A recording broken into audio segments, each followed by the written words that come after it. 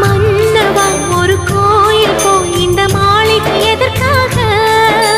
தேவியே என் ஜீவனே இந்த ஆலயம் உனக்காக.